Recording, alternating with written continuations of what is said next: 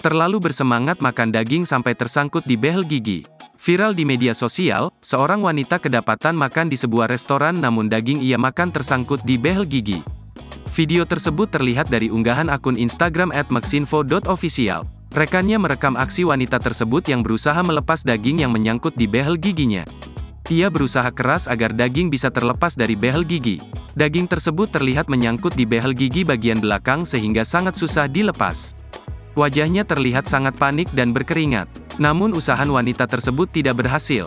Karena menyerah, daging tersebut tidak jadi dilepas dari behelnya namun langsung dilahap dan dikunyah.